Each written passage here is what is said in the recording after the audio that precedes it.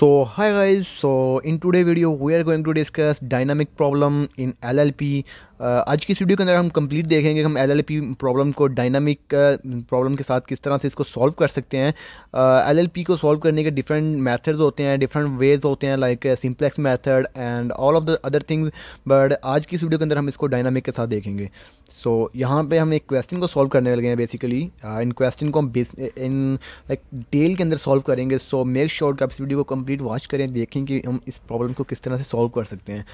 और मेरे ख्याल से अगर आपने इस प्रॉब्लम को सॉल्व कर लिया then you can solve any of the problem, because ये बहुत ही फेमस और बहुत ही ट्रिकी सी प्रॉब्लम है जो मैंने चूज़ किया है और ये बहुत बार एग्जाम्स में आ चुकी है। That's why I choose it. और इसको अगर आप सॉल्व कर लेते हो तो you can solve any problem.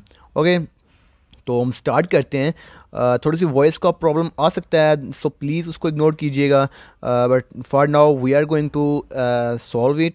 Okay, so यहाँ से हम स्टार्ट करते हैं। यहाँ पे आपको नज़र आ रही होगी क्वेश्चन, आपको नज़र आ रही होगी, मैं मेरे माउस के साथ आपको क्वेश्चन नज़र आ रही होगी, मैक्स के साथ दिया हुआ हमें। और यहाँ पे हम आपने थोड़ा सा ख्याल रखना है, मैक्स के साथ हमने उनको दिया हुआ है z is equal to 3x1 plus 5x2। Okay, so ये सब्जेक्ट कर रहा है x1 is equal to 4, x2 is equal to 6 और 3x1 plus 2x2 is equal to 18। ये हमारे पास तीन इक्वेशंस हैं और एक z है, लाइक मैक्स z है हमारे पास। तो यहाँ पे थोड़ा सा कंफ्यूज नहीं होना, इसको जो z है इसको अपने सब्जेक्ट 2 के अंदर इसको शामिल नहीं करना, ये दो डिफरेंट चीज़ें हैं।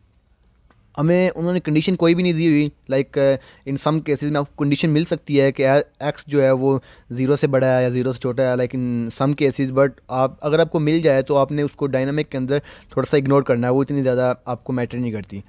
सो यहाँ से हमारा सोल्यूशन स्टार्ट होता है, हम इसको सोल्यूशन करते हैं। तो इसमें सबसे पहले आता है स्टेट, हमने इसकी स्टेट बतानी होती है।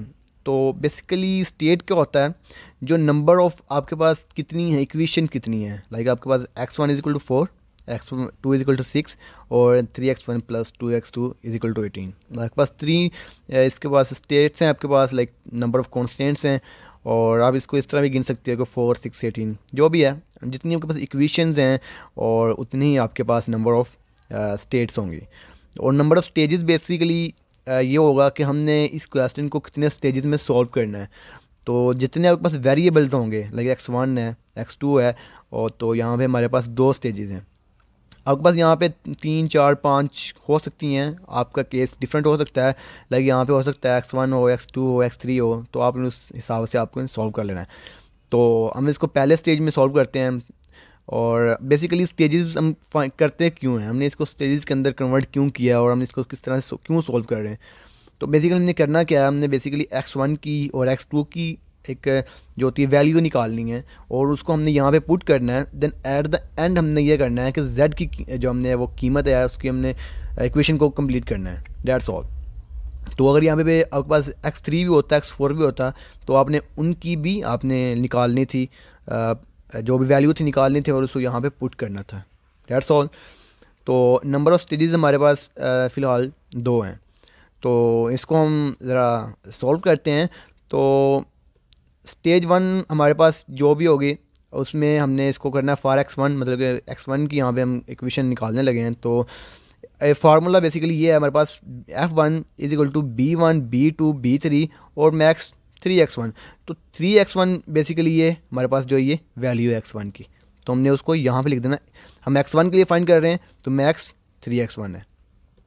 तो उसके बाद हमारे पास ये है जी, हम इसकी b की वैल्यू निकालेंगे। हमने बेसिकली जो x1 है वो b के ही इक्वल होता है, तो हमने b की वैल्यू निकालनी है, क्योंकि हमारे पास फार्मूला डायनामिक के अंदर हमारे पास जो फार्मूला होता है वो b का होता है। तो b is equal to mean b1 over cx1 plus, sorry plus नहीं यहाँ पे लगाना, यहाँ पे कॉमा लगाना है, b2 ओवर cx1 और and at the end comma b3 over cx1। यहाँ पे एक बात थोड़ी सी ख्याल रखनी है, वो ये है कि x1 तीनों के साथ x1 है, b1 over cx1, b2 over cx1 and b3 over cx1। जो c है वो बेसिकली आपका जो कोफिशिएंट है वो आएगा, x1 का जो कोफिशिएंट है तीनों इक्वेशन से बेसिकली वो यहाँ पे हम पुट करेंगे।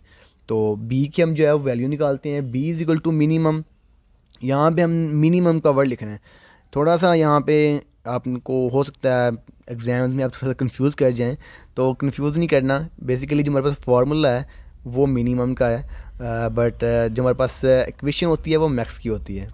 तो वही जल्दी जल्दी में मैक्स नहीं लिख देना, थोड़ा सा मिनिमम लिखना है, तो थोड़ा सा एक्टिव होकर पेपर देना है। ओके, सो 4/1 हमारे पास जो पहली B1 और जो हमारे पास ये आ रहा है लाइक जिसका कांस्टेंट है वो है 4। तो उसके बाद x1 = 1, लाइक जो x1 का कोफिशेंट है वो हमारे पास 1 है। एंड देन हमारे पास जो है 6 आ रहा है यहाँ से, दूसरी जो है कोफिशेंट है इसका, सॉरी कांस्टेंट जो है इसका लाइक है वो है 6 है। एंड देन यहाँ पे ज़ीरो क्यों आ रहा है?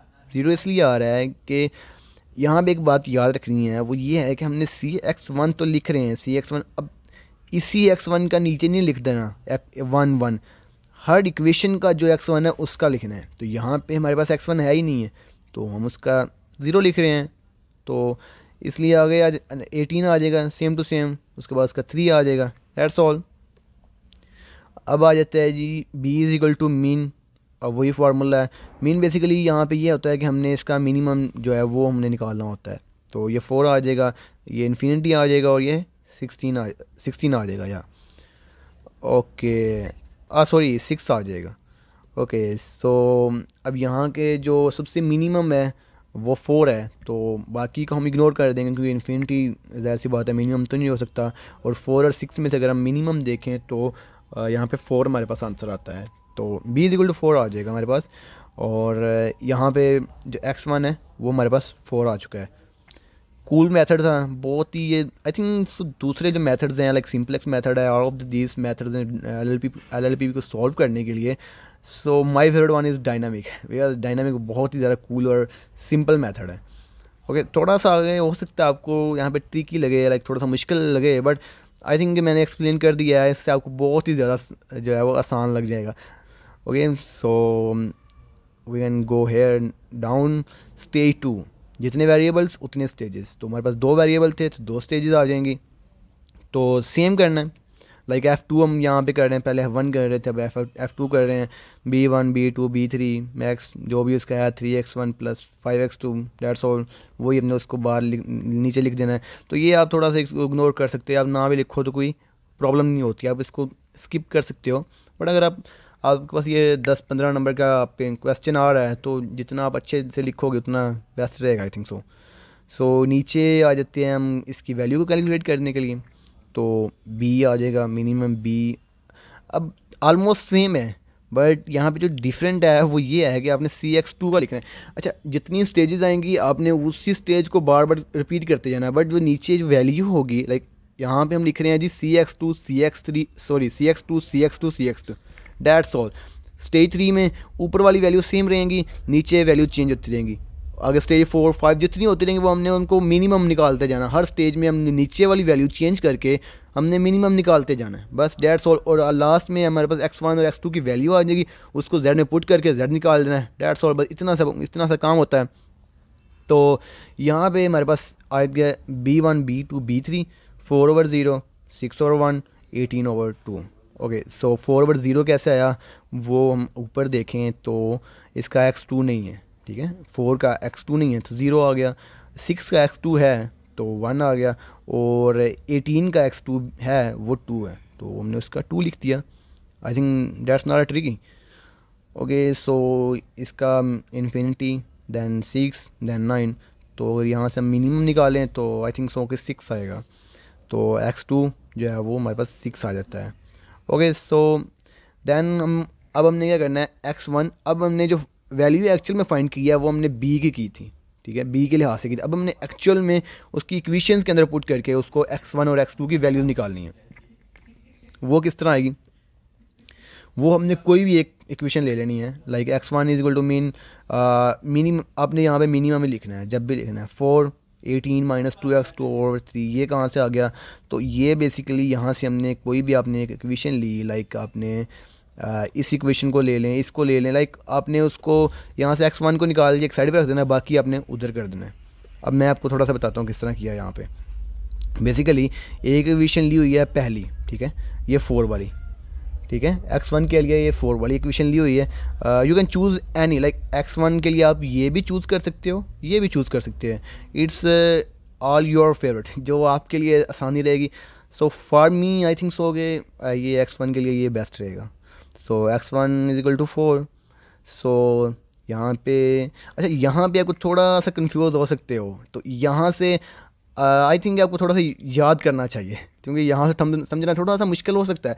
सो डैट्स वाई मैंने भी इसको थोड़ा सा जो है वो समझा ही, जो है वो समझना, मैंने इसको बहुत ही ज़्यादा देर लगाई, लाइक मुझे 2 से 3 घंटे मेरे ज़ाया हुए, देन जाके मुझे समझा। लेकिन ज़ाया तो नहीं कह सकते, बट आप ये कह सकते हो कि मुझे समझ आ गई थी।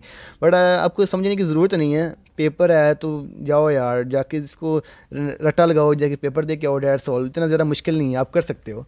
ओके, सो यहाँ पे you can do it. Okay, so यहाँ पे हम देखते हैं 4 और 18 - 2x2/3। ये 18 - 2x2/3 कहाँ से आ गया? ये वाली इक्वेशन को उसने सॉल्व किया है। लाइक x1 इधर रह गया और ये 18 माइनस ये 2x2 उधर चला गया और ओवर 3 आ गया। ये वो हम बचपन में करते थे 7 6 क्लासेस में, तो ये वही आ गया। हमने बेसिकली 2 इक्वेशंस को चूज़ करना होता है, ठीक है, x1 के लिए और x2 के लिए। ओके, सो यहाँ पे हमने क्या किया कि x1 मिनिमम 4, अच्छा ये वैल्यू आ गई थी 0 और 6 आ गई थी इसकी वैल्यू, सॉरी x2 की वैल्यू। ओके, तो हमने उनको बारी बारी पुट कर दिया, हमारे पास x1 की वैल्यू आ गई। डैट्स ऑल, बस इतनी सी बात है।